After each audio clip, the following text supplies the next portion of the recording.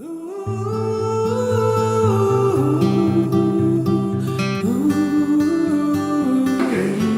satisfação paralisa, a satisfação adormece, a satisfação entorpece.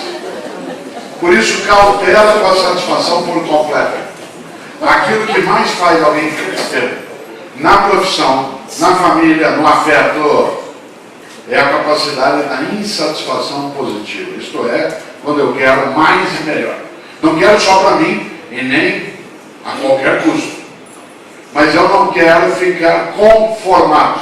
Quando você coloca água num copo, a água se conforma ao copo. Isto é, ela fica aprisionada pela forma do copo.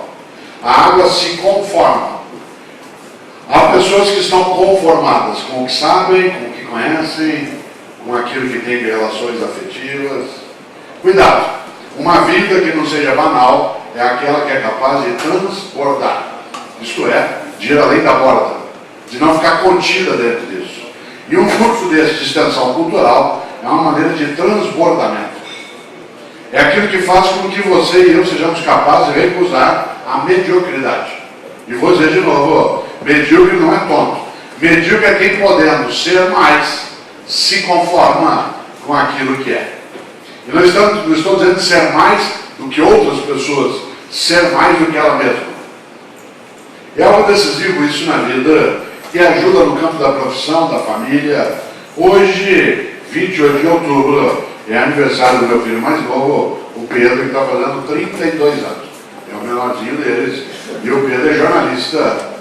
E o Pedro, ele tem algo que eu admiro imensamente. E eu consegui passar para ele e para os outros filhos também, essa insatisfação positiva. O Pedro é jornalista, trabalha na Sport TV. Ele não assina Portela para não ser perseguido, assina Pedro Mota. E o Pedro, ele morava até há 5 anos, vocês se imaginem, ele morava no Rio de Janeiro, solteiro, com 27 anos de idade, na praia do PP. Para quem conhece o Rio de Janeiro, ali na Tijuca, a praia do PP é um dos melhores lugares do mundo para você viver. E se você tem 26 anos de idade e um crachá da Globo, você não precisa mais nada. O que ele fazia? Fim de tarde, isso há 5 anos. Ia tomar um chopinho, ia andar de bicicleta ali na Legada Marcial, pegava a bicicleta, saía, conversar com as gurias.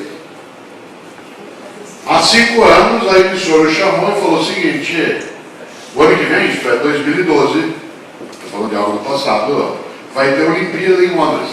E nós não vamos cobrir a Olimpíada no aberto. Esse foi o que aconteceu. Vamos cobrir só no fechado, na TV a cabo. Para isso, vários de vocês vão ter que mudar daqui. Pedro, você pode escolher. Ou você vai viver 1 ano na Austrália, ou vai viver 1 ano em Barcelona, na Espanha, ou você vai ficar 1 ano, né, na Jamaica, ou você vai viver 1 ano no Marrocos, na África. E para minha alegria, ele escolheu o Marrocos. E eu fiquei numa alegria imensa, porque ele escolheu não o mais difícil, mas aquilo que o faria crescer mais. Porque os outros eram muito óbvios. Falei, filho, por que não a Austrália? Pai, ótimo Austrália, quem não gostaria? Mas lá se fala inglês, que é um idioma que eu sou obrigado a dominar. A música é a mesma que a gente ouve aqui, o cinema é igual, o clima é idêntico, eles estão, por exemplo, São Paulo e Sydney, estão no mesmo paralelo. A comida é assemelhada. É muito bom ir para a Austrália, mas o que eu vou crescer? Foi então porque não Barcelona, na Espanha? Você já morou lá? Foi então por isso. Parênteses, todos os meus filhos, quando estavam no 3º ano de universidade, foram trabalhar na Europa. Os meus filhos próprios e os incorporados, todos eles foram trabalhar lá. 3º ano de faculdade, os homens iam para a Espanha trabalhar de garçom e as mulheres para a França para trabalhar de passeadora de cachorro. Para quê? Filho de classe média empina o nariz com facilidade. E trabalhar de garçom ensina imensamente a servir. E só aprende a ser servido quem aprende a servir. E nesse sentido, nenhum deles foi obrigado a fazer. Mas eles iam, que era um projeto da família. As mulheres não iam trabalhar de garçonete na Espanha, garçonete, porque vocês sabem que na Europa, um brasileiro garçonete é sinônimo de prostituição. Mas iam trabalhar na França passeando cachorro. Aliás, o livro Qual é a Tua Obra, que tem a menção que eu fiz a essa palestra, o prefácio desse livro foi feito por uma das minhas filhas, que mora em Florianópolis, e que é advogada criminalista. Porque na minha família são sempre meus filhos que fazem os prefácios dos meus livros, não quero ninguém que fale mal de mim, então é dizer que faz, né? E a Ana Carolina, ou a Carol, como a gente chama, ela fez o prefácio do livro Qual é a Tua Obra. Aliás, no prefácio ela conta uma coisa que aconteceu com ela em Brasília, muito interessante. Ela hoje tem 36 anos, mas quando ela tinha 27, um dia ela veio a Brasília para fazer a primeira sustentação oral dela junto a um ministro de um tribunal superior. E ela veio ao STJ fazer uma sustentação oral junto a um ministro. E é claro, na porta da sala de audiência do ministro do STJ, ela me ligou. E falou, isso ela pôs no prefácio. Falou, pai, pelo amor de Deus, me ajuda. Eu vou entrar agora fazer uma sustentação oral com o ministro do STJ. Pai, eu só tenho 27 anos. Eu estou tremendo, pai, estou com ânsia de vômito. Me ajuda, pai, por favor. Como é que eu faço para ser segura como você? Eu falei, espere 30 anos. Porque é uma coisa que nós temos que ajudar a formar nas pessoas, é paciência. Paciência não é lerdeza. Ser lerdo é sinal de incompetência. Ser paciente é sinal de inteligência. Uma pessoa que é lerda é incompetente. Uma pessoa paciente é aquela que sabe maturar. Quem lida com educação, com formação de pessoas, com comando, precisa ter paciência. Não pode ser lerdo, mas tem que ter paciência. As pessoas não aprendem do mesmo modo, elas não passeiam do mesmo jeito. Algumas querem ficar mais tempo numa loja de malhas, outras querem ir para uma loja de sapato, um Gramado.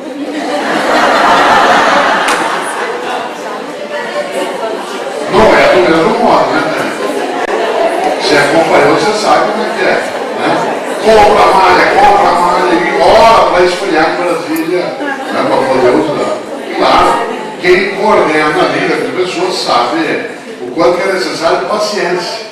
Paciência para ser pai ou mãe, paciência para ser marido ou esposa, paciência com a carreira militar, que exige um desprendimento em relação a fixar âncoras.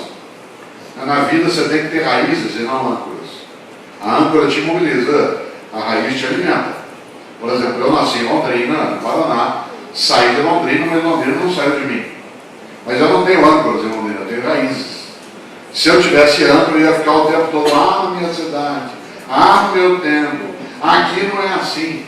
E quem vive no campo da atividade militar sabe o quanto que você se desloca. E, portanto, você tem que ir com as suas raízes. Mas não pode ter âncoras. A âncora imobiliza a cabeça, a ação. E quando eu disse para a Ana Carolina, filha, paciência. Paciência não é lerdeza. Eu fui secretário de Educação na cidade de São Paulo e eu tinha um critério para nomear um assessor.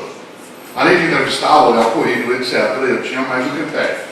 Antes de nomeá-lo, eu o levava até uma cozinha que tinha no andar do meu gabinete. E nessa cozinha a gente fazia lanche, etc. E aí eu chamava o candidato à nomeação e o ensinava a fazer polenta, a fazer um como diz o mineiro, o carioca. Se ele aprendesse a fazer polenta, eu nomeava. Porque para fazer polenta precisa de 3 habilidades que um assessor tem que ter: paciência, persistência e resistência.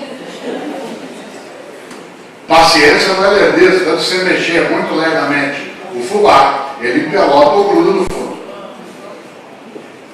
Persistência, porque parece que não vai dar liga, você tem que continuar. E resistência, porque ele foi de 1 minuto e meio fazendo esse gesto, o braço dói só. Por isso, paciência. Não se constrói uma família, uma carreira. Parênteses, uma das maiores dificuldades nossas hoje, com a formação das novas gerações, é que uma parte dos nossos filhos não entende qual foi o trajeto que nós fizemos para chegar até aqui. Isto é, hoje você tem casa, você tem possibilidade de viagem, você tem uma série de bens materiais, mas não foi assim. Para isso você andou, tropeçou, voltou, chorou, se arrependeu, quis largar. E por isso uma parte hoje das pessoas que nós formamos Se a gente esquecer, elas caem numa armadilha que nós criamos. Confundem desejos com direitos. Isto é, eu quero, você tem que me dar. Se deu é pouco, quero mais. E nesse sentido, claro, há necessidade de entender o que é paciência na construção de uma vida digna, de uma carreira séria, de uma família sólida. E por isso, a Carol, quando diz, me ajuda, eu dizia para ela, paciência. Agora vocês imaginem, ela no 3º ano de Direito foi trabalhar na França, passeando cachorro, ganhando seu dinheiro para se sustentar. E o Pedro falou, pai, vou eu para Barcelona, já morei lá. Ótimo Barcelona, gosto demais, é a melhor cidade do mundo, quando você tem até 30 anos de idade. Né? Mas falo catalão, muito bom lá, mas é muito confortável para mim. Não quero. Seria a mesma coisa que ir para a Austrália. Eu falei, Jamaica, filho, por que você não vai para Jamaica? Pai, se eu for para Jamaica, eu não vou nem lembrar que fui na hora que eu voltar. Eu quero ir para o Marrocos. Eu falei, por que Marrocos? Ele falou, pai, país muçulmano, onde se fala árabe e berber, na África, eu não conheço os aromas, não conheço as cores, não conheço as músicas, não conheço as comidas. É para lá que eu quero ir. Para quê? Para sofrer? Não, para crescer. Isto é, recusar a mediocridade. Porque a pessoa medíocre é aquela que diz, eu faço o que eu posso. Claro que era mais confortável estar no outro lugar. Claro que era às vezes mais interessante você não precisar participar, por exemplo, de um curso de extensão cultural e não ir ficar com algumas coisas. Não, ao contrário. Há pessoas que têm uma insatisfação positiva e querem mais e melhor. Por isso, quando o Pedro diz eu vou para o Marrocos, me alegrou. 1 ano no Marrocos. Aliás, um país muçulmano, 1 ano sem tomar um gole de cerveja, 1 ano sem poder comer carne de porco, 1 ano sem poder olhar para as gurias, quanto mais falar com elas. Tanto que quando ele voltou, a primeira coisa que ele quis, quando baixou, né, em Guarulhos, foi no caminho ainda comer um torresmo. E como o islamismo vela o consumo de carne de porco, ele ficou 1 ano sem comer nada de porco. E nós tivemos que parar, né, na estrada para ele comer um torresmo. Daquele, era sexta-feira, o dia que ele chegou, o torresmo devia ter sido frito na segunda. Ele estava lá, aquele aguardando, ele comeu aquilo com uma alegria imensa. Qual era a ideia por trás? Recusar a mediocridade. Querer mais e melhor. Ir buscar, crescer. Ter que aprender um outro idioma. O que ele teve que aprender no Marrocos? Não aprendeu árabe e berber, mas aprendeu o francês, que é exatamente o que se fala como idioma de comunicação no Marrocos. Evidente. Aí hoje ele faz 32 anos, a minha alegria é imensa. Por quê? Porque recusa uma vida medíocre. E não falo, quando digo de mediocridade, de bens materiais, de posse de propriedade. Isso pode ser efeito secundário. Falando de outra coisa. Aquela pessoa que não se conforma em ser menos, se ela pode crescer. Interessante. Eu trabalhei 17 anos com Paulo Freire. Paulo Freire, um estupendo pernambucano. O pai dele era capitão da Polícia Militar. Ele foi criado numa família em que a mãe era professora, o pai militar, o pai quando morreu era capitão da PM. E Paulo Freire é um homem que é o patrono da educação brasileira. Né? Muita gente às vezes não sabe, né? Assim como o Luiz de Caxias é o do Exército, a Mandaré da Marinha, o Paulo Freire desde 2012 é o patrono da educação brasileira. Pois bem, Paulo Freire, não sei se sabem, é o brasileiro com o maior número de títulos de doutorado honoris causa de toda a história do Brasil. O Brasil tem 515 anos. O brasileiro mais honrado com títulos fora do Brasil é Paulo Freire. Quando ele morreu em 1997, ele já havia recebido 36 títulos de doutorado por Harvard, Princeton, Cambridge, Oxford, Bolonha, Paris 4, Massachusetts. E ainda recebeu mais 5 pós-mortem. Já imaginou? Aliás, Paulo Freire sozinho tem mais títulos de doutorado que os 2 brasileiros que vêm depois dele, juntos. E olha que quem veio depois de Paulo Freire é muito bom também. Paulo Freire, olha só, e era advogado. Muita gente acha que Paulo Freire era pedagogo, mas Paulo Freire era advogado. O que significa que alguns advogados ainda têm salvação. E é interessante porque Paulo Freire recebeu mais títulos do que qualquer outro brasileiro na história, fora do Brasil. A começar por Harvard.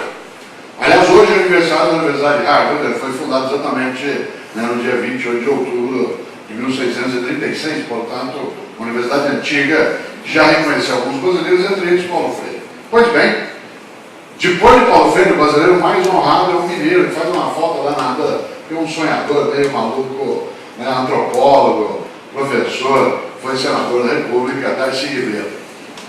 Mineiro de Montes Claros, um homem que ajudou os irmãos Vilas Boas a criar o Parque do Xingu, ajudou o Baiano Luiz Teixeira a fundar a Universidade de Brasília.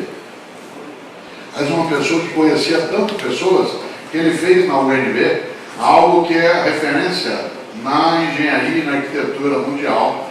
Talvez algumas pessoas aqui não saibam, mas quando da construção da UNB, da Universidade de Brasília, os 6 prédios iniciais, um prédio aqui, o outro lá, o outro lá, o outro lá, Darcy Ribeiro, que com o Luiz Teixeira coordenava aquilo, não deixou fazer calçada entre os prédios.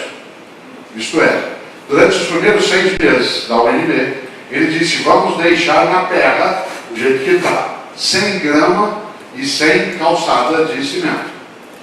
Para quê? Para as pessoas fazerem o caminho que elas acham que é o mais certo. Porque quem caminha que sabe qual é o caminho. Você sabe que às vezes você está andando aqui em Brasília, vendo uma calçada, a calçada de cimento, mas cortado em cima da grama o outro caminho. Porque quem fez a calçada não caminhava.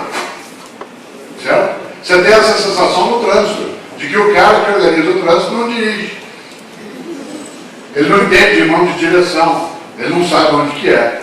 Pois bem, Darcy Ribeiro fez isso depois de 6 meses. Olha só, todos os caminhos mais curtos e melhores entre um prédio e outro estavam marcados no chão, pelo passo das pessoas. Aí ele mandou cimentar aquilo e pôr jardins dos 2 lados. Nunca ninguém na UNB pisa na grama. Por quê? Porque você vai sair do caminho que é melhor. Darcy Ribeiro, que criou as escolas de período integral no Rio de Janeiro, que ajudou a criar a Universidade do Norte Fluminense. Um homem que tem uma frase que me assusta, porque é muito forte. Darcy Ribeiro foi um sonhador, aliás, um cananteador. Quem o conheceu de perto sabe o quanto que era perigoso você ficar perto dele com a tua esposa. Ele depois de 2 minutos ele já estava conversando, etc. Mineiro é bem perigoso. Estava lá.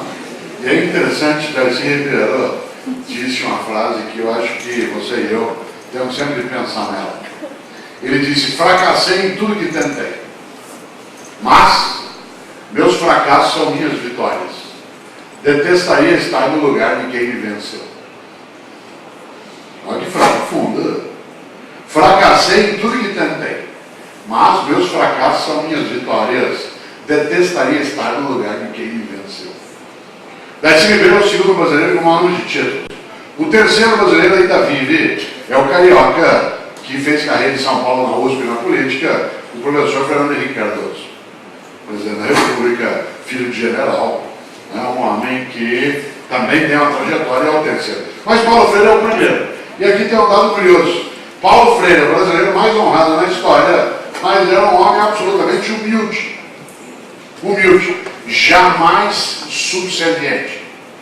Não se confunda humildade com subserviência. Uma pessoa subserviente é aquela que se dobra, se enfraquece, que se humilha. Uma pessoa humilde é aquela que sabe que não sabe tudo, aquela que sabe que não é a única que sabe, aquela que sabe que a outra pessoa sabe que ela não sabe, aquela que sabe que ela e outra pessoa saberão muita coisa juntas, aquela que sabe que ela e outra pessoa nunca saberão tudo que pode ser sabido. Foi claro. Humildade não é subserviência. Mas Paulo Freire era humilde. Tão humilde que o pai dele pôs mesmo o nome de Paulo. Não sei se sabem, acho que sim, mas Paulo em latim significa pequeno. A expressão Paulo em latim significa pequeno. Olha aqui na minha mão se você puder.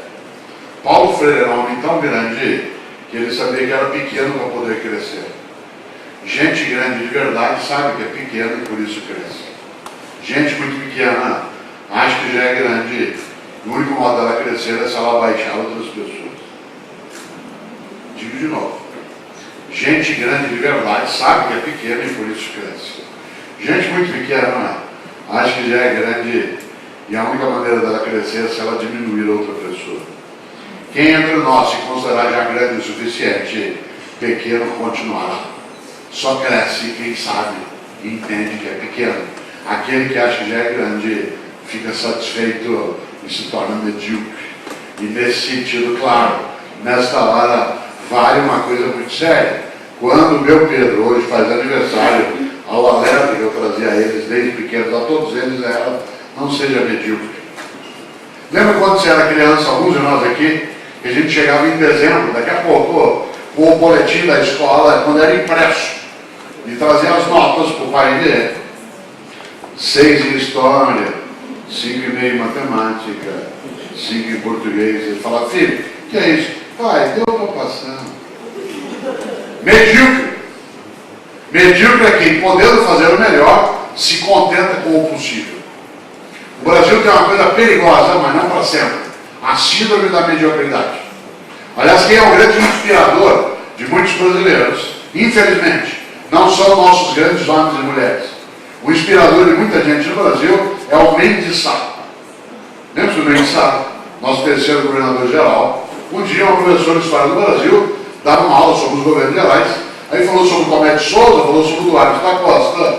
Quando eu estava falando sobre o Mendes Sá, viu um aluno distraído lá no fundo, virou e falou assim: Paulo, o que fez Mendes Sá? Ele disse: fez o que pôde. Cuidado com o Mendes Sá, que é o inspirador da mediocridade na vida e na obra. Gente, nós temos que ter mais integração. Eu faço o que eu posso. Gente, nós temos que ter mais competência coletiva. Eu faço o que eu posso. Gente, nós temos que ter uma sociedade mais afetiva. Eu faço o que eu posso. Cuidado, a síndrome do possível é um perigo ainda para nós. Nós temos que alterar isso e nós temos que formar novas gerações, nossos filhos, nossos netos, que saem da síndrome do possível. Para isso nós temos que sair. Quer ver um exemplo? Você leva teu carro aqui em Brasília amanhã cedo no mecânico, diz assim: olha, meu carro está com barulho estranho, ele diz: vou fazer o possível. Você vai ao médico e diz: doutor, estou com uma dor no pâncreas. Ele diz: vou fazer o possível. Você chega para alguém e diz: não estou precisando disso, vou fazer o possível. Você desanima. Imagina que você está aqui agora, você sabe que ainda falta uma hora para você se libertar de mim. Você começa a se irritar. Você tem coisa séria para fazer. Daqui a pouco tua perna direita começa a tremer. Você começa com uma cólica no baixo ventre, um pouco de sudorese, você de vômito, calafrio, você se sinal de apendicite. A gente leva você até a unidade de atendimento aqui, afere a tua temperatura, vê que você está com indício, te pré-anestesia, vai levar no centro cirúrgico para poder retirar a tua apêndice. No meio do corredor, você vai deitado, dando passar aquele teto branco. No meio do corredor, você gruda a mão do médico e diz assim: doutor, vai dar certo a cirurgia? Ele diz: vou fazer o possível.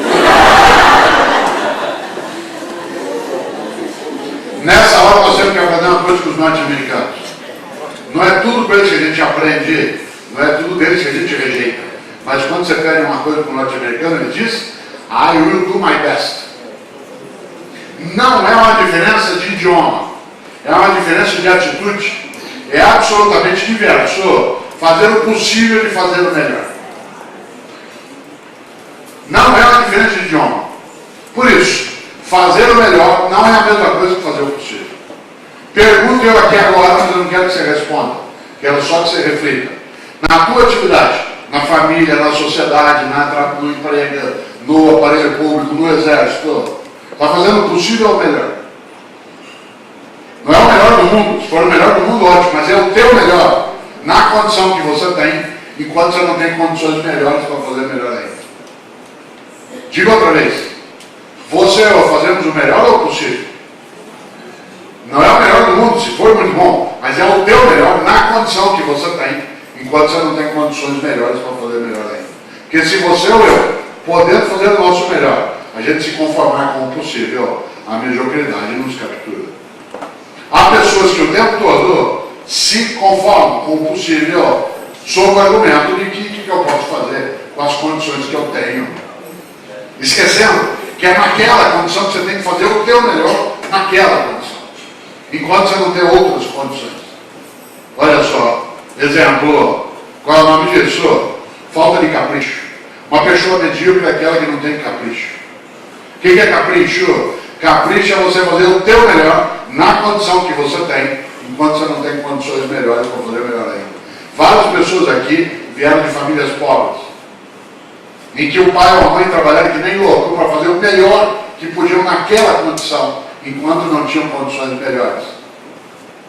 Quanta gente conhece professores, médicos, médicas, militares, que fazem o melhor na condição que tem, enquanto não tem condições melhores, em vez de dizer o que eu posso fazer, enquanto eu não tiver isso, não dá, E aí passa o tempo todo no estado de lamentação. Capricho, olha só, capricho é você fazer o teu melhor na condição que tem, enquanto não tem condições melhores para fazer melhor ainda. Quer ver um exemplo? Às vezes no Paraná eu ia visitar a casa de alguém na roça, casa que a gente chama de pau a pique, você sabe, barro com madeira, chão de terra. Você entrava na casa, tudo varrido. Ué, pra quê? Capricho é você fazer o teu melhor na condição que você tem, enquanto você não tem condições melhores para fazer melhor ainda. Mas o chão já é de terra. Opa! Pedi eu para tomar um gole d'água, a mulher corria pegar um copo ou uma canequinha daquelas de ágata ou de alumínio, toda amassadinha, areada. Passava areia. Pobre, tem roupa na roça de Deus. Ele vai ao culto, à missa, a roupa pode ser antiga, mas ela está limpinha, costurada, e põe no sol para guardar. Quantas vezes eu ia visitar uma escola em São Paulo, na secretária, entrava na escola, teto caindo, vazamento de água, culpa nossa, o poder público, mas a escola toda limpinha, as crianças aprendendo. Capricho é fazer o teu melhor na condição que você tem. Por isso, o que é necessário para nós pensarmos na nossa obra? O capricho na vida, o capricho na família, o capricho na cidadania, o capricho no emprego, o capricho na convivência. Olha só, você diz, ué, por que isso, Cortella? Se o tema é qual é a tua obra, qual é a tua arte, qual é o teu legado? Exatamente por isso. Olha que coisa. Há necessidade de você e eu recusarmos aquilo que é ausência de capricho. Minha mãe tem 86 anos de idade e, por coincidência, em São Paulo moramos na mesma rua. Para quem conhece São Paulo, a gente mora na Rua Bahia, bem na área central, né? E ela e eu nos encontramos com uma certa frequência e, às vezes, eu saio da universidade e passo na casa dela para ver ali pelas 5 da tarde. Mas no centro, ela faz o que as mães conseguem. Ela olha para mim e fala assim, você não almoçou ainda, né? Eu falei, não, comi um negocinho lá na universidade. Fala, pera aí, vou olhar um negócio para você. E aí parece meio mágico. Em 10 minutos aparece uma coisa para comer. E eu, com a fome que eu estou, comeria um prato vazio. E aí ela faz uma coisa simples, eu sou filho de italiano, um talharinho com um pouquinho de azeite e sal, mais nada, não tinha mais nada. Quando ela traz aquilo depois de 10 minutos, em vez de só me servir o prato, capricho, o que ela faz? Pega um tomatinho de cereja, ele pequenininho, corta em 4 e põe em cima. Para quê? Capricho. Capricho é fazer o teu melhor na condição que você tem, enquanto você não tem condições melhores para fazer melhor ainda. Nós vamos formar famílias caprichosas, filhos caprichosos, cidadãos e cidadãs caprichosas. Aliás, uma das coisas que, não sei como é hoje, mas que o Exército sempre procurou na formação dos seus homens e depois mulheres também, era o capricho. Capricho em relação ao uniforme, em relação ao sapato, em relação ao armamento, em relação à limpeza, certo? Eu não posso dizer de maneira mais intensa porque eu entrei, né, no CPOR quando era o meu momento e na cavalaria, mas fiquei só um mês que eu fazia filosofia. E aí, me dispensaram, foi de mês. Mas no mês que fiquei, tinha assim, até o 5 etc. A ideia de capricho. Essa percepção de capricho, talvez tua mãe tenha contigo, ou tua professora. Eu, quando você era criança, tinha professora que não aceitava que você deixasse orelha no caderno, que fazia a gente encapar o caderno. Alguns de nós somos mestres, até hoje, encapar livro, encapar caderno. Claro, capricho. Isso aqui que tem a ver conosco, uma coisa muito forte. E eu vou fazer uma reflexão, como disse, até 15h45, um pouco sobre essa ideia. Isto é, tua obra, tua vida é caprichosa. Interessante. Há um grande gaúcho, que não é o comandante do exército, esse é outro. Né? Há um grande gaúcho, talvez nascido em Rio Grande, não é certo onde ele nasceu, que é um homem chamado Aparício Torelli. Aparício Torelli. Aparício Torelli, para poder ser escritor, adotou o apelido de Barão de Itararé. Barão de Itararé. Alguns aqui sabem até porque era Barão de Itararé, porque não sei se sabem, Itararé é uma cidade do estado de São Paulo que faz fronteira com o Paraná. E na revolução que os paulistas fizeram em 1932, quando as tropas do exército getulista subiam, né, do Rio Grande, do Paraná, se dizia que o grande confronto, a grande batalha ia ser em Itararé, na fronteira. E essa batalha não aconteceu. E ela não aconteceu, porque houve um recuo por parte, né, dos paulistas. E nesse sentido, aqui o próprio gaúcho, claro, Aparício Torelli é um homem inteligentíssimo. Ele adotou para ele o apelido de Barão de Itararé. Olha que coisa ótima. Aliás, ele era um grande criador de ideias. Ele, nos anos 1940, durante, né, a ditadura Vargas, em 37 a 45, ele, Barão de Itararé, era deputado federal do Rio de Janeiro, quando ele era no Rio, e era do Partido Comunista, numa época em que o comunista apanhava da polícia do Getúlio todo dia. E ele tinha um escritório ali no Flamengo, no Rio de Janeiro, que conhece na Figueira Viana. E todo dia a polícia do Getúlio ia lá e dava uma surra nele, porque ele era comunista. E ele criou uma plaquinha que a gente usa até hoje em escritórios, é uma invenção dele, maravilhosa, que ele criou para a polícia. Na porta do escritório dele pôs uma plaquinha que era assim: entre sem bater.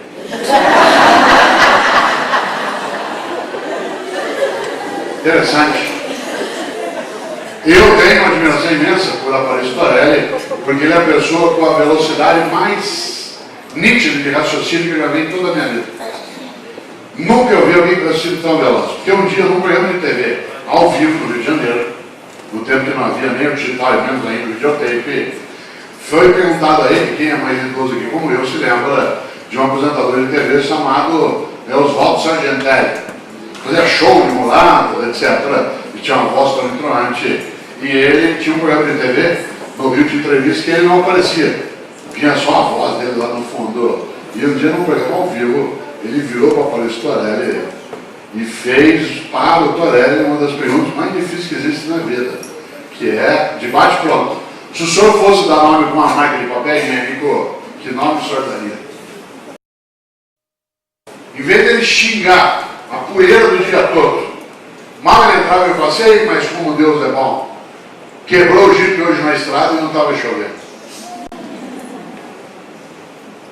De uma outra vez ele chegava e falava: ei, mas como eu sou abençoado. Hoje acabou a gasolina do GP e faltavam só 2 quilômetros para pôr de gasolina. O que ele nos ensinou? Que quando você procura uma porta, você tem que pensar mais na maçaneta do que na fechadura. Tem gente que quando vê uma porta só enxerga a fechadura e não acha. Claro que quem olha uma porta não pode esquecer que tem fechadura, mas se você não prestar atenção na maçaneta, ela vai continuar fechada. E nessa hora o humor nos leva a procurar mais a maçaneta do que a fechadura. Meu pai se foi, não, ficou em nós. Claro, no dia que minha mãe se for, será muito depois de mim, segundo ela, gostaria eu, né? Claro, a gente sempre deseja, tem esse desejo egoísta de não ter sofrimento. Mas sem imaginar, aliás, ela tem um ditado que ajuda demais. Ela diz: filho, cuida do corpo direitinho, que o corpo é uma coisa tão boa que você cuidar dele direitinho dura a vida toda. Uma coisa inteligente. Quando ela se for, ela vai ter ficado. Nos filhos, nos netos, nos bisnetos, nas receitas, nos afetos, nos cuidados. na capacidade de professora que foi ter deixado vários alunos. Já imaginou? Por que eu estou dizendo isso? Pergunto eu, agora que você tem apenas 10 minutos de sofrimento, depois a gente abre e a Major coordena uma conversa entre nós, você tem uma pergunta, uma reflexão, um ódio, um trauma, e aí traz as coisas. Qual é a tua obra? Para que serve, por exemplo, um curso dessa natureza? Para que você e eu não nos arrisquemos a entrar na terra da mediocridade. Não estou dizendo que você e eu somos medíocres. A gente pode ser. E é mais fácil ser do que não ser. Porque é muito mais tranquilo sentar e repousar do que ter de buscar, de ir atrás, fazer, procurar, estudar, participar. Nesta hora, eu preciso lembrar de algo. Há uma frase que eu coloquei no livro Qual é a Tua Obra, que você entenderá bem, que é do Benjamin Disraeli, um grande pensador britânico do século XIX. Disraeli dizia: a vida é muito curta para ser pequena. Olha só, a vida é muito curta para ser pequena. Já basta que a vida curta seja para que a gente consiga apequená-la de algum modo. E quando que se apequena uma vida que é curta? Quando você e eu temos uma vida banal, fútil, superficial, inútil, morna. A vida é curta. Quando você tem 20 anos de idade, 50 anos é uma coisa longe. Quando você tem 40, 70 é longe. Quando você já passou dos 60, como alguns de nós, é agora. Eu, outro dia, peguei um cartão de crédito novo, porque o meu estava muito antigo, e ao renová-lo, no primeiro dia eu fui fazer uma compra pela internet, e há uma hora na compra em que o formulário pede a data de validade do cartão. E eu fiquei parado uns 15 minutos olhando. O meu cartão tem mais validade que eu. A vida é muito curta para ser pequena. Minha mãe, outro dia, nós estávamos andando na Praça dos Lugares, eu e a Cláudia, encontramos com ela, que ela estava caminhando. Falou: filho, sabe o que uma velhinha me falou de lá na igreja? Eu falei: mãe, defina a velhinha. Ela deve ter uns 88.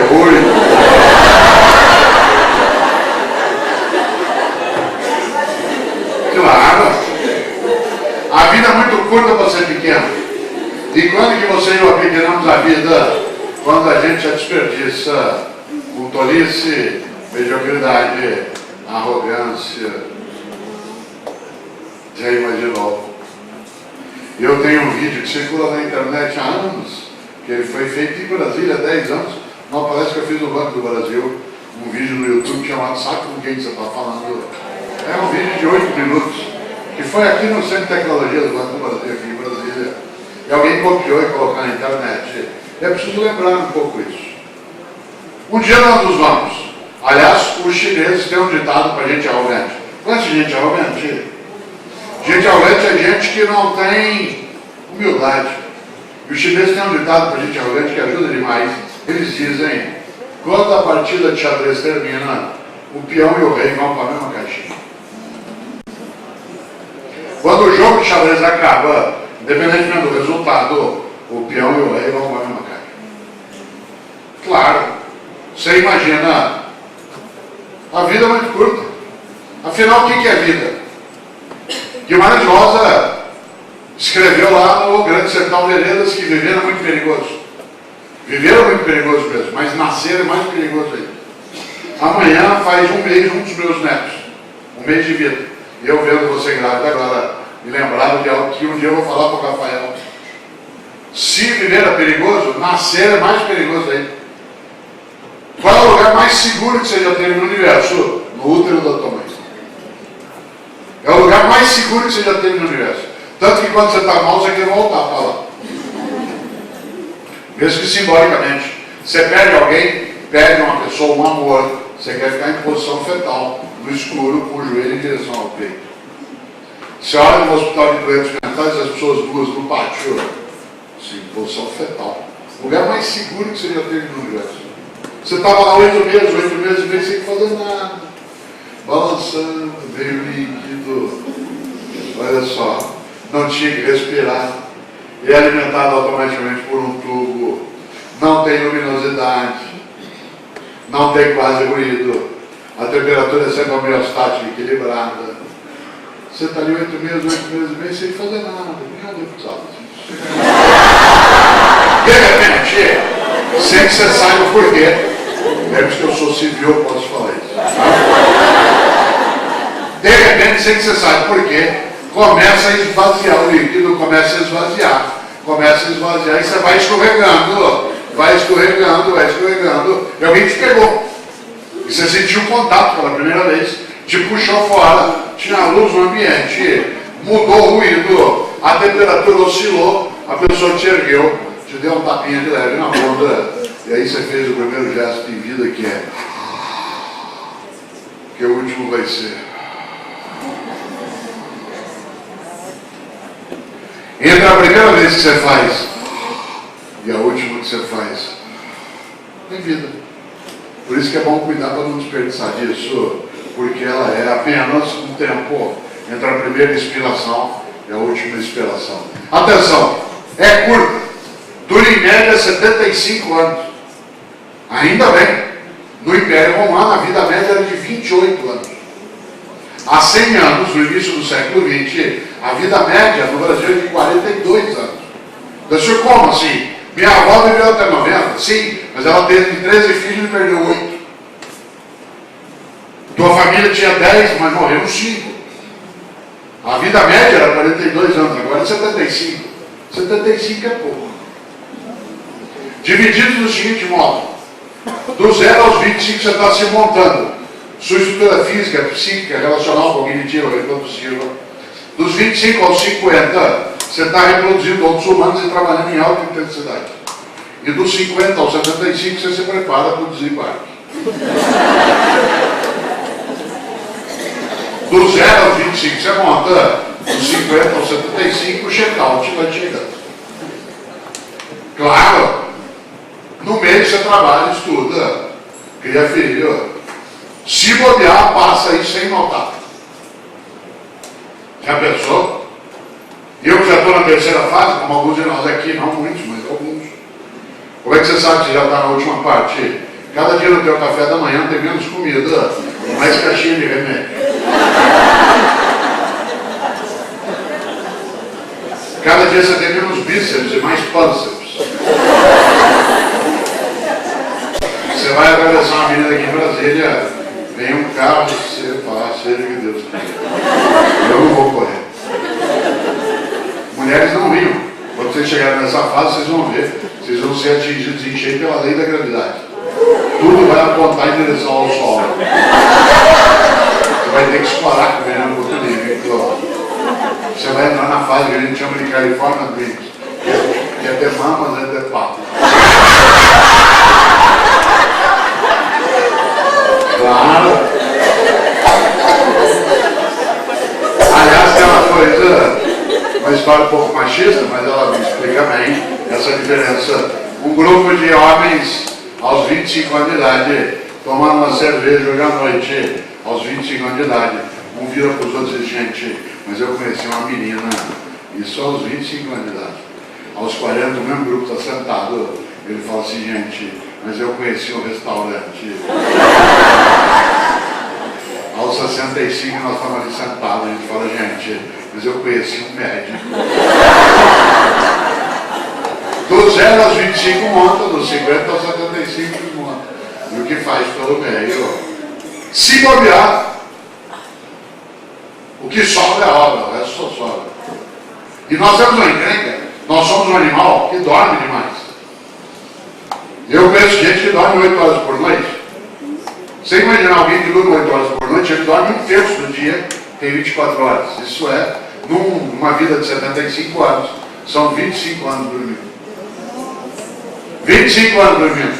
Aí você fala assim, o que você fez no final de semana? Eu aproveitei, dormi direto. Tô louco para chegar ao feriado, eu quero dormir 3 dias.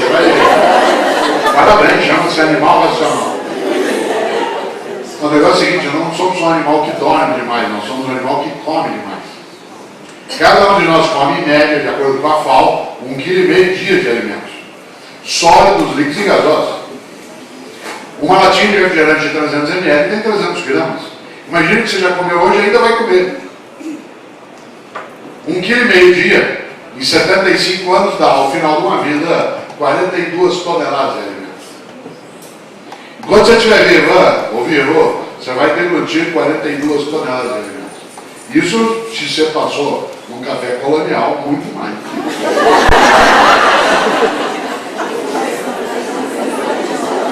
A questão é que nós não somos um animal que tem só sistema digestório. Nós temos sistema excretório também. E para o planeta não sair do eixo, a lei de Lavoisier tem que imperar. Por isso, cada um de nós também libera diariamente 1,5 kg de dejetos sólidos, líquidos e gasosos. O que dá ao final de uma vida 42 toneladas de excrementos. Quando você se for, o universo não será mais o mesmo. Você terá deglutido 42 toneladas dele e deixará como herança 42 toneladas de excrementos. Qual é a tua obra?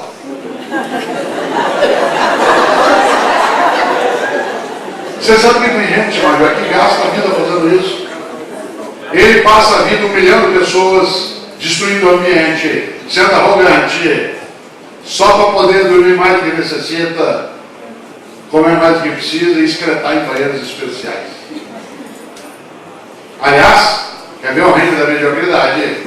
As revistas que mais vendem no Brasil são as que mostram os chiques e famosos nas suas camas, nas suas mesas e nos seus banheiros. Quando uma imobiliária vai anunciar um novo imóvel, ela não diz assim, compre, sabe por quê? Tem uma mesa comprida na cozinha para a família ficar junta. Não, o grande diferencial é um banheiro para cada um. Para você ficar lá quieto no teu canto, na tua vida privada, literalmente. Os programas de TV que mais fazem sucesso são os que mostram pessoas trancadas numa casa, numa fazenda, comendo, bebendo e excretando pelos 7 ou 8 orifícios que tem. Tem gente que diz que não tem 1 hora por dia, 1 hora, para ver lua junto, fazer uma oração, ouvir uma música, brincar com o filho. Mas tem 1 hora para ficar parado vendo gente comendo, bebendo e excretando. Num lugar onde é proibido levar livro.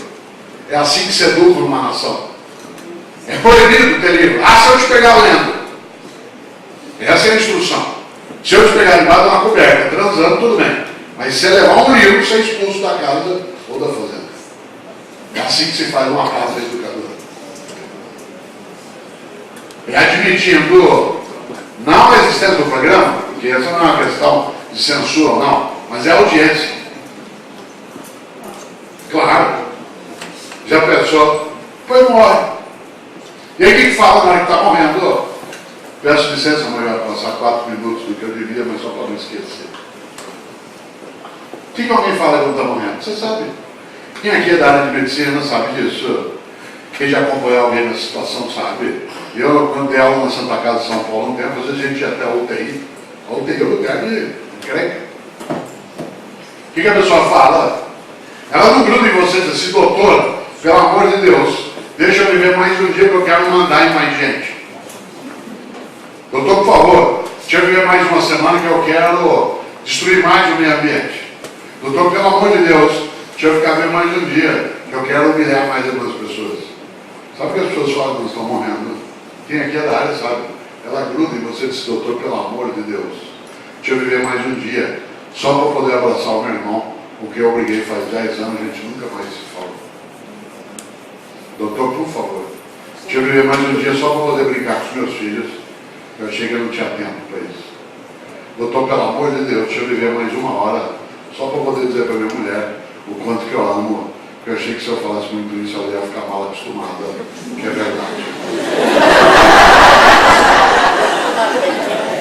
Sabe do que as pessoas falam na hora da partida? Daquilo que importa na travessia.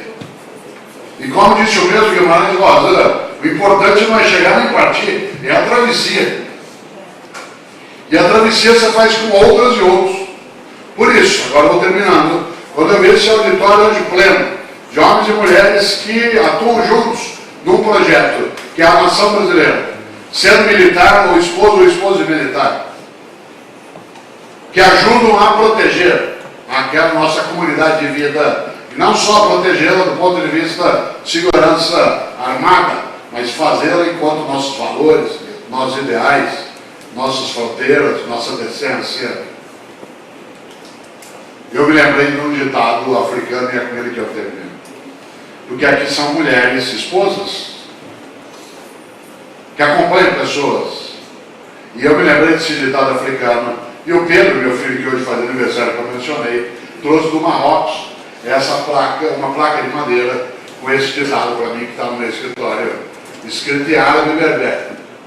Eu não leio árabe e berber, tem que acreditar que é isso que está escrito lá. Mas os africanos dizem algo que me lembra quando eu vejo tantos militares, suas esposas, esposos. Os africanos dizem, se quiser ir apenas rápido, vá sozinho. Se quiser ir também longe, vá com alguém. Se quiser ir apenas rápido, vá sozinho. Mas se quiser ir além de rápido, longe, vá com alguém. Aqui estão homens e mulheres que, não querendo ir apenas rápido, vão juntos para poder ir longe. E quando uma parte das pessoas aqui organizaram esse curso de extensão, a finalidade é que a gente fortaleça nossa inteligência e vitalidade para irmos cada vez mais longe, mais bonito, mais felizes, mais dignos. Afinal, o que sobra é a obra, o resto só sobra. Obrigado.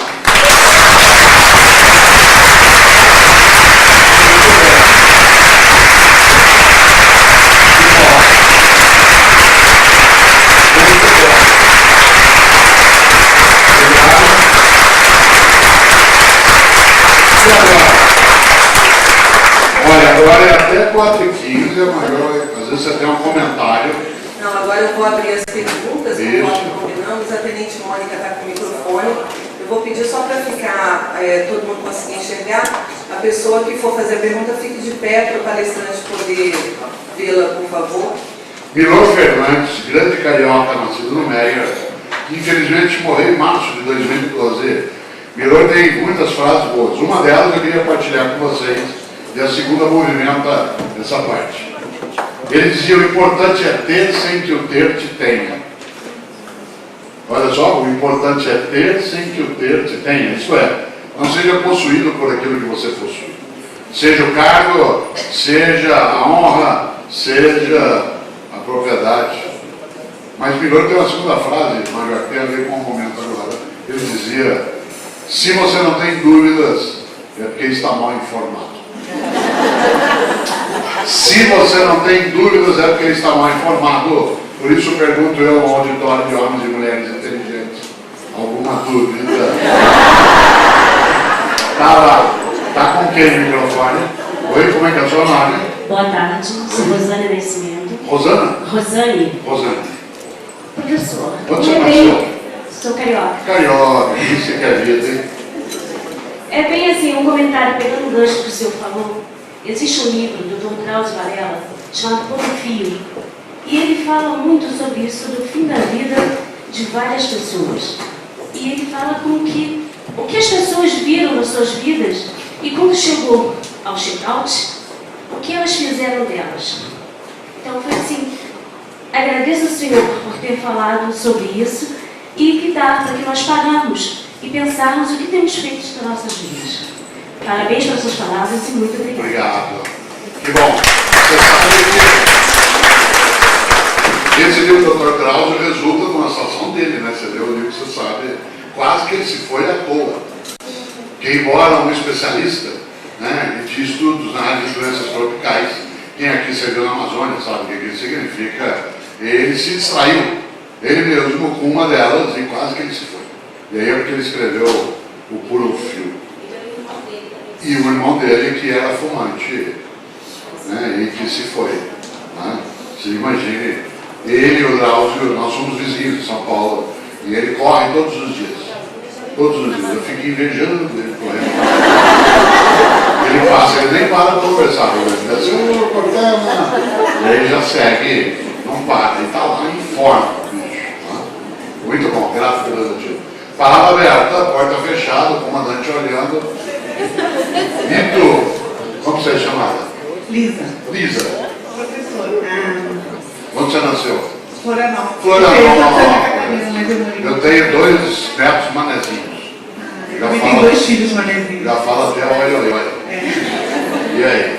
Quando você fala sobre ética e você fala dos 3 pontos, o que eu quero, o que eu posso e o que eu devo, como é que você aplica isso na atual conjuntura do país hoje? Essas frases que você lembra, elas estão no livro Qual é a Tua Obra? Que eu sempre digo que a gente, quando pensa em ética, você sabia isso? Tem que tratar as 3 grandes questões da vida. Que são quero, posso, devo. Tem coisas que eu quero, mas não posso, coisas que eu posso, mas não devo, coisas que eu devo, mas não quero. Eu tenho que ter critérios para isso. Por exemplo, você está ali em Gramado, na frente de um café colonial. Tem coisa que você quer, tem coisa que você pode, mas tem coisa que você não deve. E tem coisa que você deve, mas não pode. Por exemplo, peixe, que é o meu caso, que sou alérgico a peixe. Ou tem coisa que você deve, mas não quer, como alface, que é o 4º estado da água.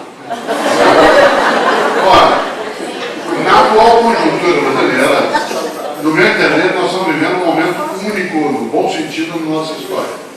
Nós estamos tendo a ocasião de iniciar um processo de purificação que é inédito, que isso se deve a 3 fatores. Imprensa livre, uma democracia que se consolida e plataformas digitais.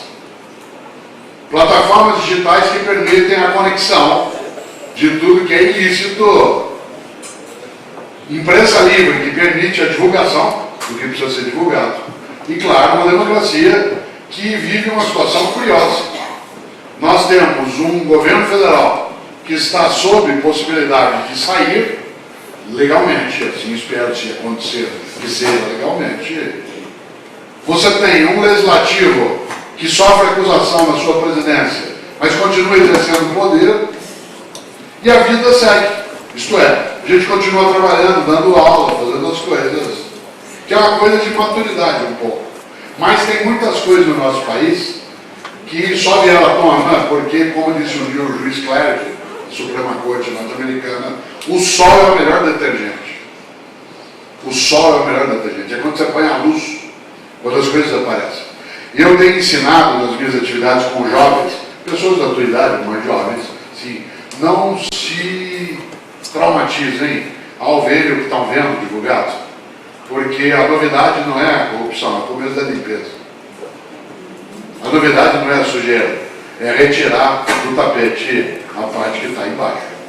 Claro que nós estamos, para usar uma frase do Winston Churchill na Segunda Guerra, nós estamos apenas no fim do começo, não estamos no começo do fim. Mas eu estou vivendo uma alegria cívica, porque eu não imaginei que eu fosse ver isso. Eu não imaginei que meu país pudesse começar um processo de colocar à prova aquilo que a gente tem que colocar numa nação como a nossa. Agora, em relação ao que é, posso devo, eu lancei um livro retrasado por Clóvis de Barros Filho, chamado Ética e Vergonha na Cara. Ética e Vergonha na Cara. E nesse livro, eu lembro logo, e eu não acredito que a ocasião faz o ladrão. Eu acredito que a ocasião apenas o revela. Ser ladrão ou não é uma decisão anterior à ocasião. Milhares e milhares de brasileiros todos os dias levantam de madrugada, trabalham o dia todo, pagam suas contas, é pobre, mas é limpinho. Dá de cara com a ocasião e não transige. Não é a ocasião que faz o ladrão. Mas isso não significa que você e eu não vivamos dilemas. Eu fui secretário de Educação na cidade de São Paulo, movimentava um orçamento de 6 bilhões de reais. Será que eu fui tentado alguma vez? Várias vezes. Eu não sou imune a essa questão. Nenhum de nós é. A melhor maneira de ficar inseguro é achar que já está seguro. A melhor maneira de ficar vulnerável é achar que é invulnerável. Não transigir, quando secretário. Tanto que a legislação mostra isso, que eu não fui nem punido nem preso por nada. No entanto, vontade eu tive várias vezes. Eu não sou imune. Nunca esqueço o dia de uma empreiteira. Empreiteiras têm um afeto imenso pela área de educação escolar. E aí essa empreiteira fez uma reunião comigo no meu gabinete. São Paulo era na Avenida Paulista na época. Nada falaram durante a reunião. Mas quando ela terminou, um diretor ficou. E ele me chamou no canto e falou: professor, o que eu vou falar não tem nada a ver, né, com as nossas licitações, nossa reunião, mas é o seguinte, a gente soube chamar de aluguel, e é verdade, eu morava na Avenida Angélica, num apartamento alugado. Não tem nada a ver com os nossos negócios, mas a gente tem um apartamento livre na Rua da Colonia, ali em Janópolis. O senhor pode mudar para lá à vontade. E eu falei: não, obrigado, eu gosto de morar de aluguel. Será que em algum momento eu pensei na oferta dele? Sim. Pensei. Fiz conta de cabeça. O que me levou a dizer? Não. Valores, convicção, a escolha. Ética é a escolha. Por último, e vale a pensar por último nessa resposta. Olha só, claro, ética é a escolha, decisão. Você viveu dilemas éticos. O brasileiro que eu acho que mais entende de seres humanos é um ex-prefeito de São Borja. Aqui tem uma gauchada que sabe muito bem o que eu vou dizer. São Borja, como sabe, é uma cidade de fronteira. E durante ditaduras no Brasil, os prefeitos de capitais, cidade de fronteira, área de manancial, litoral, eram nomeados pelo poder central. Não tinha eleição. Na ditadura Vargas, entre 37 e 45, o prefeito de São Borja, que era da cidade dele, do João Goulart, foi nomeado pelo Getúlio. E um dia, esse prefeito mandou para o Getúlio um telegrama que estava no Museu Nacional no Rio de Janeiro. E eu mantive a cópia desse telegrama no tampo de vidro da minha mesa quando eu era secretário, durante todos os anos de mandato. Minha mesa tinha um tampo de madeira e um tampo de vidro. Entre eles, um telegrama, que é o telegrama que eu mais acho inteligente para falar sobre ética. E eu estava todo dia eu lia. Esse prefeito de São Paulo mandou para o Getúlio o seguinte telegrama: presidente, preciso da vossa ajuda. Cada homem tem seu preço e eles estão chegando no meu.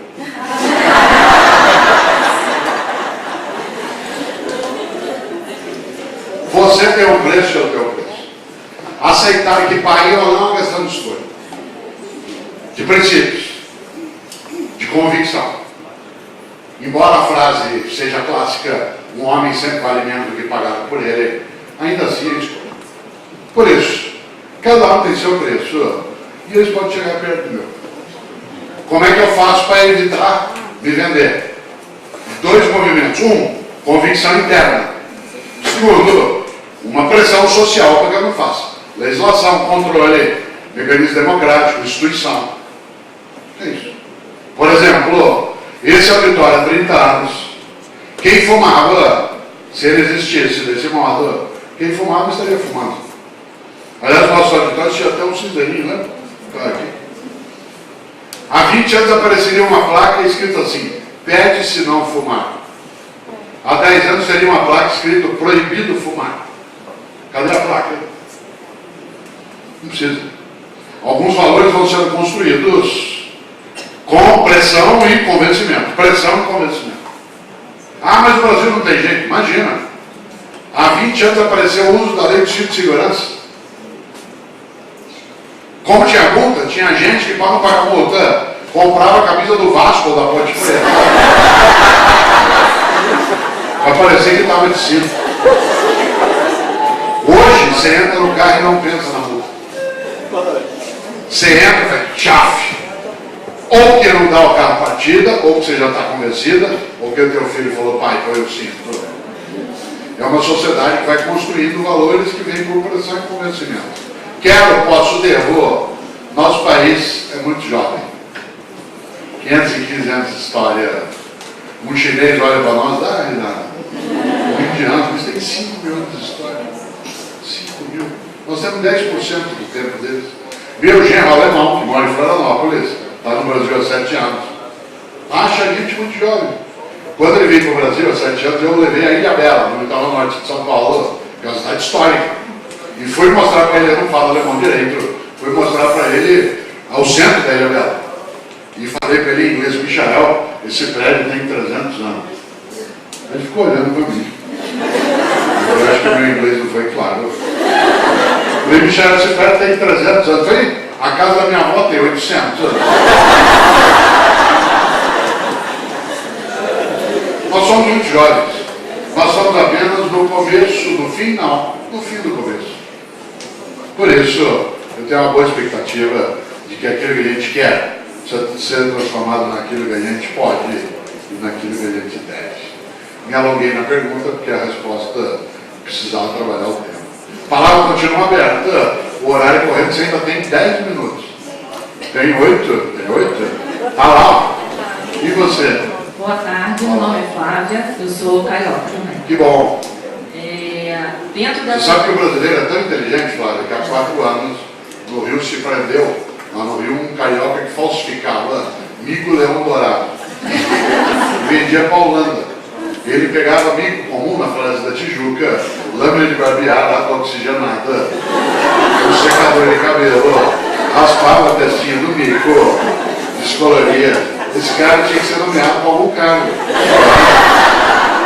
Ele tivesse para o bem. Tivesse para o bem, seria bom. Infelizmente não era para o bem, Pois porque é. a atividade era menos. E aí? Dentro dessa questão de expectativas, né, como você falou, de boas perspectivas, na área educacional, como aliar a questão da tradição com esses nossos jovens que hoje em dia já, muitos deles, né, já não são assim medíocres dessa forma como o senhor falou, já tem uma inquietação, né, e querem ver a coisa de uma outra forma, né? E como aliar isso à educação, que muitas vezes confunde o tradicional com o retrógrado, né, com esses jovens. Você lembra bem, não se confunda tradicional com arcaico. Por exemplo, eu estive aqui desde o início, já faz mais de 1h47, que eu estou fazendo aqui uma coisa absolutamente tradicional, que não é arcaica, uma aula expositiva. Sem PowerPoint, sem data show, e só estou usando o microfone porque ele está filmando lá no fundo. Senão eu não precisaria usar. O que eu quero dizer com isso? O que eu estou fazendo é antigo, mas não é velho. Não se confunda antigo com velho. Há coisas no dia a dia que são antigas e não são velhas.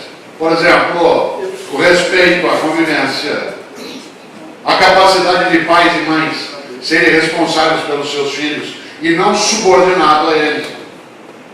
A possibilidade de algo que seja uma convivência afetiva e participativa. E uma escola que traga as tecnologias sem substituir aquilo que é tradicional. Lembrando, inclusive, que o tradicional, ele não exclui aquilo que é contemporâneo, ele convive. Vou te dar um exemplo. Nós temos hoje situações inusitadas. As novas gerações voltaram a ler. Voltaram a ler. E o menino gosta de livro grande, de 500 páginas. Agora, esse ano nós vemos no Brasil uma coisa inacreditável. O menino lendo um livro de 500 páginas e a mãe dele pintando mandala. Esse é um sinal de insanidade. A mãe pinta e o menino lê. Eles voltaram a escrever. Quer falar com teu filho agora? Liga para ele e não responde. Manda uma mensagem e ele responde. Eles voltaram a escrever. Olha só. No Twitter, no Facebook, nos blogs.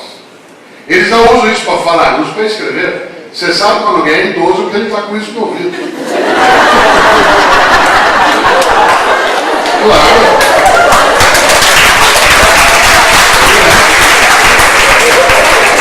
Hoje nesse no ouvido tem mais de 20 anos, é idoso.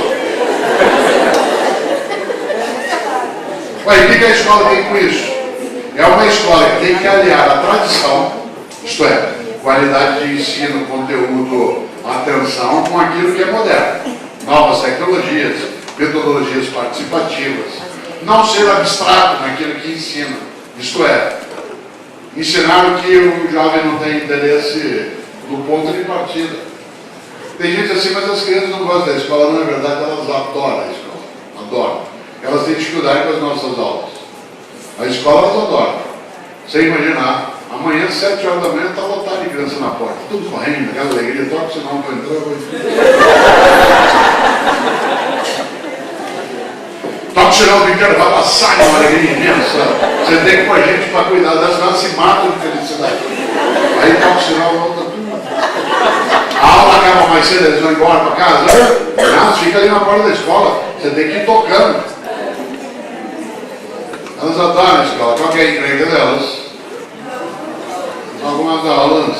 Você pega um menino de 14 anos de idade, põe ele sentado num banco de pau, por 4 horas, escreve com uma pedra numa outra pedra e ensina para ele coisas absolutamente essenciais para a vida dele. A diferença entre uma adjunta de nominal e complemento nominal.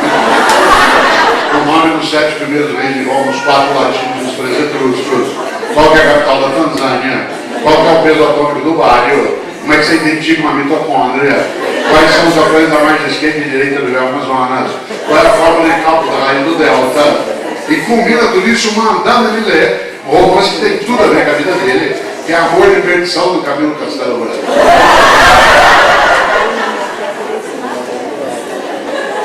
Se ele puder, ele escapa. Ele só não escapa por uma razão. Porque sala de aula tem a porta na frente, nunca lá. Porque se a sala de aula tivesse a porta no fundo, ó, você vira para escrever. Você vira, você vai saber o que é ensino à distância. Claro. Será que alguém tem que saber a diferença entre uma adjunta nominal e um complemento nominal? Claro. Mas isso é ponto de partida ou é ponto de chegada? É ponto de chegada. Será que alguém tem que conhecer a cálculo da raiz do delta? Sim. Mas isso é ponto de chegada, não é ponto de partida. Se é um partido abstrato, eu o afasto no mundo que tem instalações. Por isso, a tecnologia, ela ocupa hoje os tempos. Nem na fila do banco mais você fica desocupado. Há 20 anos você entrava numa fila de banco, olhava para a pessoa lá atrás e assim, vai chover aí.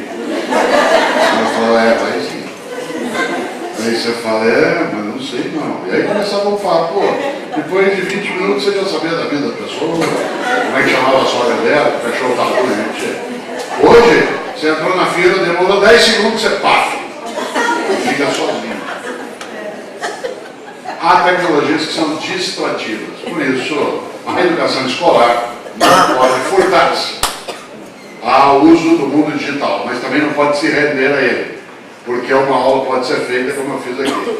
Por que eu não usei PowerPoint da Tachon para essa aula?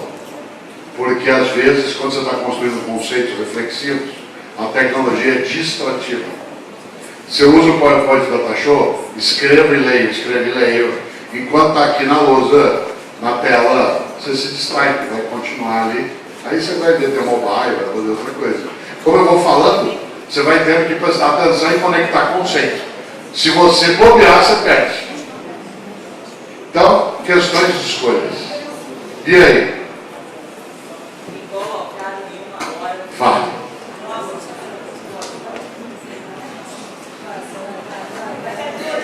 Vai. Professor Cortella, eu assisti o vídeo do senhor e no final tem uma pergunta e eu vi que o senhor ia prolongar. Qual? Então eu vou fazer a pergunta. Ah. Sabe com quem está falando? O vídeo termina. Por favor, mais meia hora. Não dá para fazê-lo, mas vale a pena olhar. Sabe com quem que você está falando, que é como eu termino. Você sabe que os norte-americanos têm uma dificuldade de entender essa pergunta nossa. Porque o norte-americano foi formado como uma sociedade de cidadãos. E nós não tivemos essa ocasião na nossa trajetória histórica. Embora nós sejamos mais idosos que os norte-americanos enquanto país, ainda assim, eles tiveram uma formação de cidadania onde houve a disputa pela independência, pela república. E nós tivemos uma outra trajetória. Pois bem, um americano chama a si mesmo de taxpayer, pagador de imposto. E nós usamos no Brasil um eufemismo inacreditável, que é contribuinte.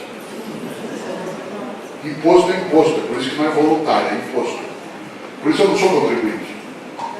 Na prática, ao me chamar de contribuinte, está dizendo que eu dou uma ajuda. Não é. O norte-americano chama a si mesmo de taxpayer, eu sou o pagador de imposto, isto é, eu exijo o serviço, estou pagando. Nós é contribuinte. Dá para dar uma ajudinha aí, certo? Ora, o que isso tem a ver com o que eu estou dizendo? Porque se eu virar para o norte-americano e falar para ele assim, sabe com quem que você está falando? Ele responde em inglês, quem você pensa que é? E aí você diz, sabe com quem que você está falando? Ele diz, quem você pensa que é? Who do you think you are? O tempo todo. Porque é outra lógica de formação. E nesse sentido, claro, no final do vídeo, a pergunta é essa, sabe com quem que você está falando? E essa é uma expressão que é muito usual no Brasil. Ainda é, mas não precisa ser. Sabe com quem que você está falando? Você sabia que eu sou professor? O que você pensa que você é? Só olha aqui, é tão forte isso que nós acabamos perdendo a nossa condição de uma vida que não seja idiota. Certo? Pessoas que dizem isso de maneira geral, sabe com quem que você está falando? Ela é idiota. Porque se ela precisa fazer a pergunta, é porque o outro não sabe, né? Meu sonho, quando você estava falando aqui da biografia, do currículo, é o dia que não precisava falar nada. Sabe como é que eles apresentavam o Paulo Freire? Quando eu estava com ele no Brasil, ou fora do Brasil, para apresentar o Paulo Freire, ele falava assim, Paulo Freire. O dia chega. Palavra aberta, ainda cabe? Dou-lhe uma? Cabe, Manjor? Tá? O último, depois a gente conversa lá fora no café. Olha lá, como você é chamado? Meu nome é Felipe, eu sou gaúcho. Gaúcho de onde? São Leopoldo. São Leopoldo, onde tem um belíssimo churrasqueiro, é o Schneider, né? É isso? Ou galerinho, se prefere. Tá bom. Você sabe que gordo sabe onde comer, né? E aí, Felipe? Nós, estudantes de Direito, eu sou a Universidade de Direito, e a gente verifica atualmente uma proposta do vereador, o Romário, né? Senador Romário, sobre o ensino da Constituição dentro das escolas. E eu queria saber do senhor, que foi secretário de Educação de São Paulo, o que o senhor acha do ensino da Constituição das escolas? Como uma disciplina, não. Mas como um conteúdo do projeto, sem dúvida. Eu não sou favorável a que exista na escola uma matéria chamada ética.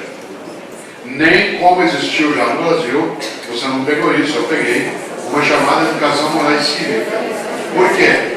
Porque quando você tem uma única matéria que lida isso, parece que lá se esgota a questão da cidadania. Mas quando você tem um projeto pedagógico da escola, na qual matemática, biologia, física, história se envolvam no processo de formação de cidadania, tem outra configuração. Por isso, eu acho que quando o senador apresenta essa possibilidade, ele teria que colocá-la não como uma matéria, mas como sim uma possibilidade de estudo. Mas eu vou perguntar a você que em breve vai ser um operador do direito. Será que a gente não sabe o que está na Constituição? Será que a gente não a conhece? Será que tudo que temos no nosso cotidiano é a ausência de leitura dela? Eu acho que não é ausência de leitura, é ausência de cumprimento. O que sai de uma área da mera compreensão para a aplicabilidade. No entanto, eu não acho que se deva deixar fora da escola o acesso ao conhecimento do que tratam os direitos essenciais na Constituição. No mínimo o artigo 5º. Ele precisa ser estudado mais a fundo quando se fala da igualdade, da liberdade, da convivência, do direito de opinião. Isso sem dúvida. Agora, fazer alguém estudar. Né? Todos os nossos, você já imaginou que delícia? Né? Se nem estudante de direito aprecia isso, que não é uma questão só mas é o espírito da Constituição, sim. Isso eu concordo com o senador Romário. Aliás, um senador que vem surpreendendo, né? Porque vários de nós, sem aqui partidarizar a reflexão, que eu não tenho vínculo com ele nem com o grupo dele, mas acho especial. Alguém que eu até olhava, imaginava, não vai sair tanta coisa. Ao contrário, né? Apresentou projetos já ligados à educação de crianças, reconhecimento de paternidade, crianças com algum tipo de embaraço ou de problema de atenção especial. Eu acho que essa não é uma ideia descartável, não. E você vai fazer o que no direito depois, já sabe? Pretendo ser professor. Professor, tá. Você vai ser feliz e pobre. Mas vai ser feliz. Vai ser muito bom. Que bom. Você sabe que eu sou professor há 41 anos. No governo atual, 3 ministros foram meus alunos. Inclusive o ministro da Justiça, que foi meu assistente, né, na universidade. Às vezes eu digo que eu sou inocente, tá? Mas o Zé Eduardo foi meu aluno e meu assistente quando eu tinha 18 anos. Eu fui meu assistente na universidade. Me dá um orgulho imenso ver um ex-aluno como ministro da Justiça. E alguém que é professor também. Sabe quem ele substituiu na PUC? Um homem que faz uma falta imensa no Brasil hoje, que foi Franco Montoro. Tem muitos brasileiros que nos fazem falta hoje. Franco Montoro, Paulo Grossar, no Cotidiano, para discutir as coisas, Ulisses Guimarães. Sabe, homens, Antônio Vilela, homens que ajudariam a pensar um pouco com os que estão aí, como é que a gente faz para a gente não deixar a pátria em hemorragia. Né? Espero que você no direito seja desse professor. E o dia que você tiver gosto, leia várias coisas nessa área que ajudam, mas talvez o grande constitucionalista brasileiro, que você conhece, que é o professor Fábio Comparato, da USP, ele tem um livro maravilhoso chamado Ética.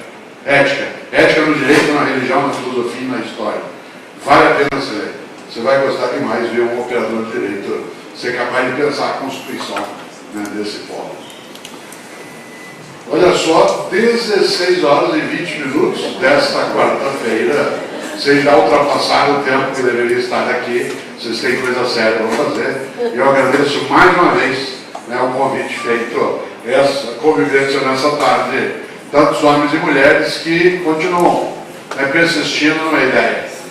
Recusar a mediocridade. E saber que, de fato, e aí termino, talvez nós tenhamos de lembrar daquilo que um dia disse Albert Schweitzer. Schweitzer foi um grande professor até 30 anos de idade na Europa, e aí ele decidiu que era pouco ser professor para poder ajudar a resolver a medicina. Com 30 anos de idade ele foi fazer medicina, formou-se aos 37, foi embora para o Gabão, na África, e ficou 50 anos no Gabão, meio século. Aliás, quando ele morreu, ele que é o Nobel da Paz, de 1952, quando ele morreu, o corpo do Schweitzer está na Europa, mas o coração está no Gabão. Porque o povo do Gabão pediu o coração dele para sepultar naquela terra. Schweitzer tem uma frase, e agora que eu termino, Schweitzer dizia: a tragédia não é quando um homem morre. A tragédia é aquilo que morre dentro de um homem enquanto ele ainda está vivo. Olha só, a tragédia não é quando um homem morre. A tragédia é aquilo que morre dentro de um homem enquanto ele ainda está vivo. O que não pode morrer? A decência, a humildade, a ambição, a capacidade, acima de tudo, de saber que só sabendo pequeno que é possível crescer. Quem achar que é grande o suficiente, pequeno vai continuar. Obrigado.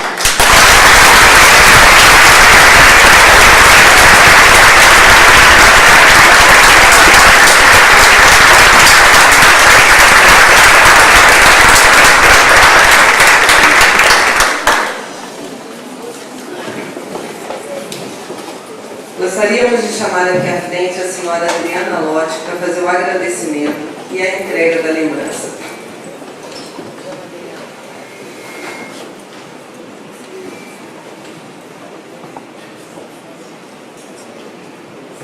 Ela desistiu?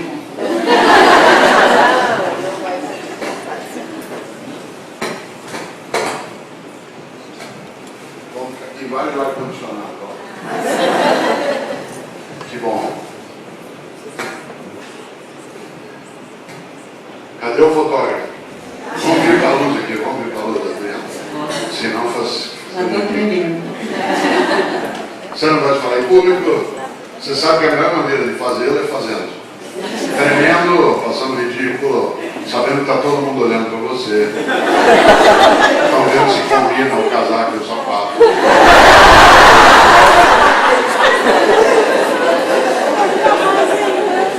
Pessoa, tentei caprichar, né? Porque o marido está aí, o comandante. Aí.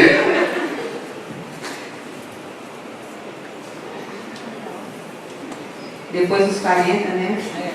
Tem que usar, né? Já está na fase do check-out. Boa tarde a todos.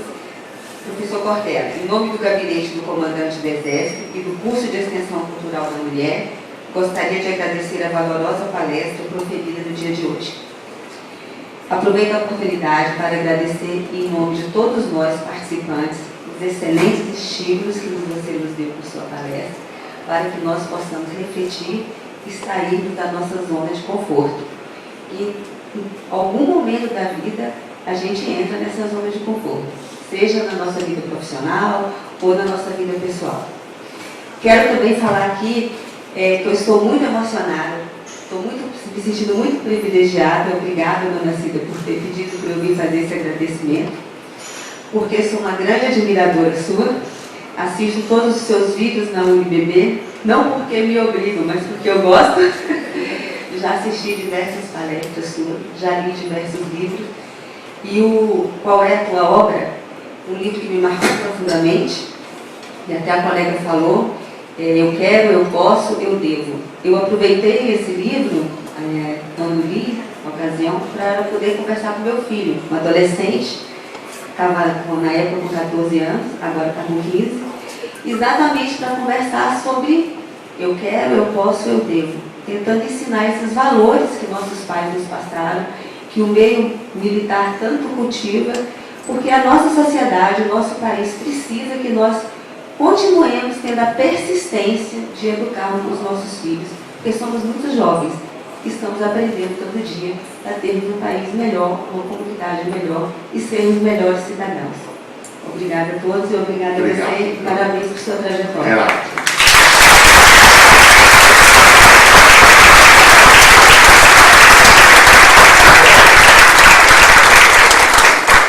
Eu trabalhei no Japão há um tempo, e no Japão, quando você recebe um presente, você não abre.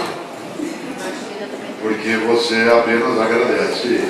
E não abre na frente de quem deu, porque você pode não gostar. Mas no Brasil nós abrimos, e não só abrimos, como ainda dizemos, nossa, é isso que eu estava precisando. Então cá está um relógio com o símbolo do Exército, das armas. Era isso que eu estava precisando.